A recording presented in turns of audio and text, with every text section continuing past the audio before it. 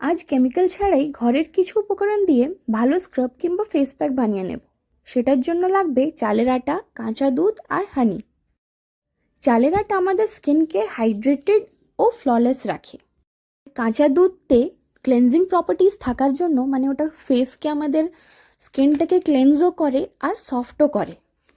আর হানিতেও anti ageing properties থাকার জন্য মানে স্কিনটা এজেড দেখা যায় না। অনেক মেকআপ ইউজ করাতে স্কিন একটু মানে লুকটা যেমনি এজেড টাইপের দেখায়, ডাল হয়ে আসে, তো ওটা হানিটা ওতে কাজ দেয়। আর দেখো এমনি কিছু না যে হ্যাঁ এটা অ্যাপ্লাই করলে আমি একদম গোরা হয়ে যাব, একদম মানে স্কিনটা পুরো হোয়াইট হোয়াইট দেখা যাবে, অমনি কিছু না। হ্যাঁ, এটা কি যে বলতে পারো আমাদের যে মানে ডেলি আমরা ঘোরাঘুরিতে কিংবা ধুলো লাগাতে স্কিনটা যে ডাল হয়ে গিয়ে থাকে, ওই জিনিসটা এটা হাটিয়ে দেবে।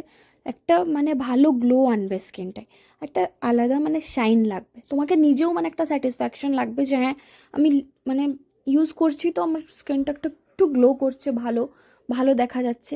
আর এমনি তো কেউই বলতে পারবে না যে হ্যাঁ মানে তুমি এটা ইউজ করো তুমি আজকেই গোরা হয়ে যাবে, যতক্ষণ ওটা কেমিক্যাল মানে না থাকবে কি কিছু সার্জারি বগেরা না করাবো ততক্ষণ আমাদের স্কিন যেমন আছি আমরা অমনি থাকবো। হ্যাঁ, গ্লো আসবে, শাইন হবে, ওটা আলাদা কথা। তো তোমরা ফেস প্যাকটাকে লাগিয়ে নেবে ভালো করে, ওটাকে স্ক্রাবিং করবে হাত দিয়ে ঘুরিয়ে ঘুরিয়ে, তারপরে ওটাকে ড্রাই হওয়ার জন্য 5 to 7 মিনিটস রাখবে, বেশি না। বেশি রাখলে ওটা আবার তুমি কথা টথা বলে দেবে কি কিছু, তো ওটা আরও মানে স্কিনটা টেনে টেনে ঢিলা হতে চাই মানে হয়ে যাবে। তো সেই জন্য ওটা এই দেখো ড্রাই হয়ে গেছে, এটা একটু হালকা হাতটা ওয়েট করে একটু হালকা ঘষে নেবে তো ভালো, আর না হলে তোমরা ধুয়ে দিতে পারো। ধুয়ে দেওয়ার পরে দেখো আমি ধুয়ে এসেছি। তো তোমরা এটা ইউজ করো, তোমাদেরকে নিজেকেও মানে লাগবে যে হ্যাঁ স্কিনটা গ্লো করছে।